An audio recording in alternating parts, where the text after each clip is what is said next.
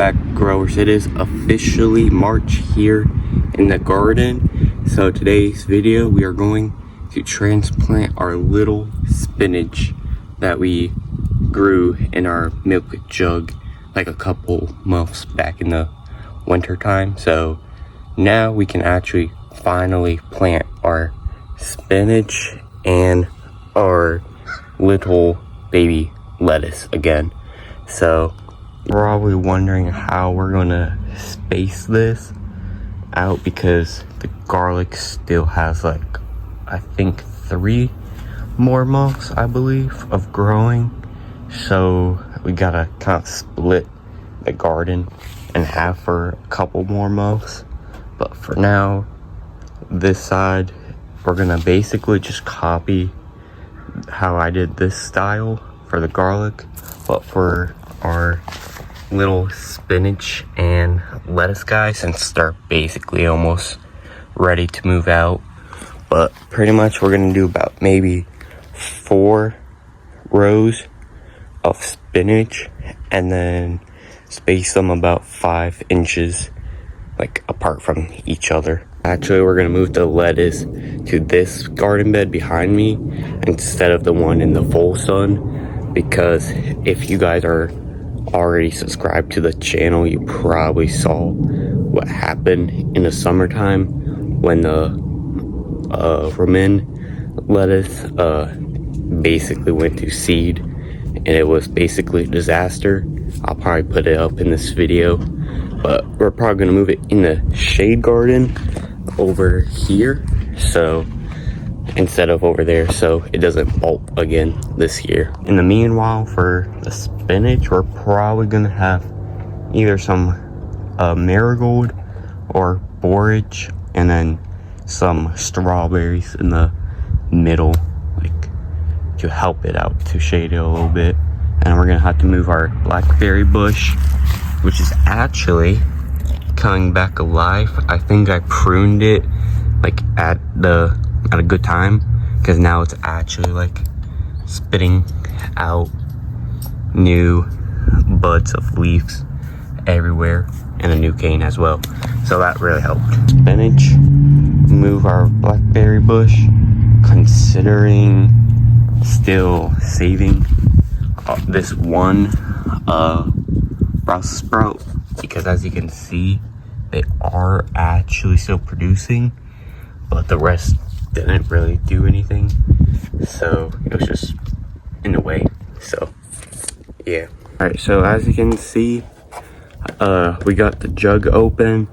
The lettuce is not really that big compared to the spinach, even though it may not look like it on the camera, but we definitely have a lot more spinach than, lettuce than spinach, because I think we have at most like 1, 2, 3, 4, 5 spinaches compared to probably at least 30 of these lettuces. So I'm just gonna carefully remove the spinach using this shovel, because the spinach does have a taproot, and basically any plant that has like a taproot, if you basically accidentally snap that,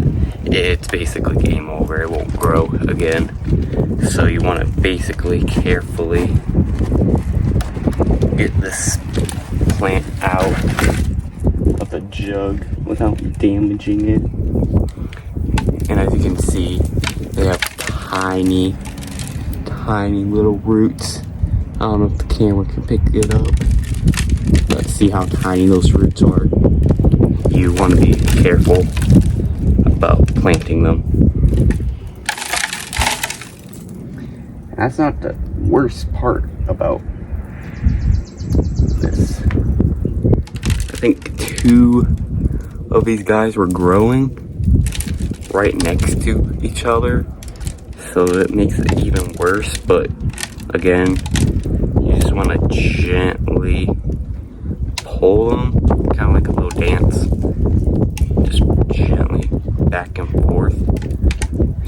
gently so you don't accidentally snap them. So yeah, and it can be a little tricky, and it's okay if you like lose a couple of the roots since they will grow back. But as you can see, that was a long root for such a tiny little base, but eventually this guy will grow again.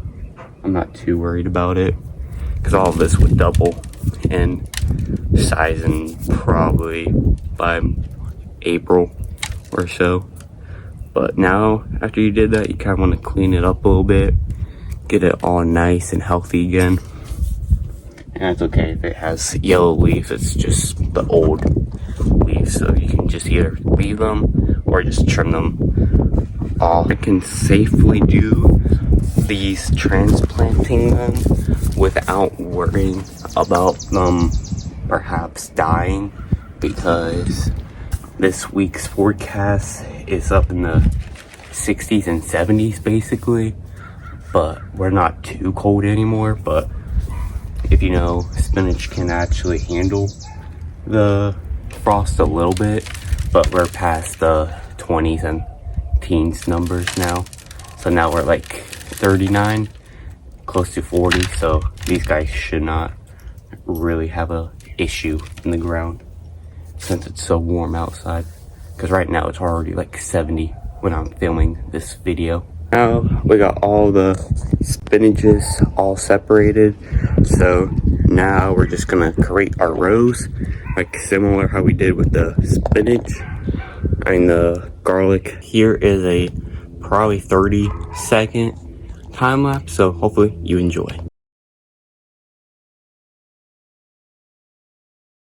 So we kind of have an issue, but it's a easy fix. So pretty much we only have 1, 2, 3, 4, 5 of the spinaches. So pretty much, if you can't see, here's 1, here's 2, 3, 4, and 5. So technically we can't officially have 2 rows, so we're kind of missing 3 of them. So now I have to either buy more spinach or just grow them, and hopefully they'll be done by mid-April. So, but I'm just gonna plant them as is, and if you guys can think of anything, I can just put them like something right next to the spinach that will grow nice with the spinach, other than like some flowers, so it doesn't look weird. Just comment below and I'll probably get some ideas. Basically now we're just gonna plant the spinach, and you don't want to go too deep on the spinach, probably just up to the root ball, and the root ball is pretty much like up to the stem. So you want basically just all of this to be covered, obviously. So probably up to here where my fingers are is where you want to like keep them above the soil so they can actually grow still. Much after you have planted all of them, this is not spinach, but basically you want to give them enough good soak of water, maybe like a good 2 minutes worth of water, so if it's like a hot day they have some water stored in their leaves. So you want to give them enough water and basically just see how quickly they will grow, because this would double in like maybe 3 weeks. So yeah, but like I said previously, if you have any ideas what I could like put for these 2 guys, because there's still enough room over this side, because just comment below. But my plan is like to have some flowers around here, maybe some strawberries, and then like some beans as well. hopefully you enjoy this video, and I'll see you in the next one. Keep on growing. Do you like the 70 degrees weather here? Ah, it does.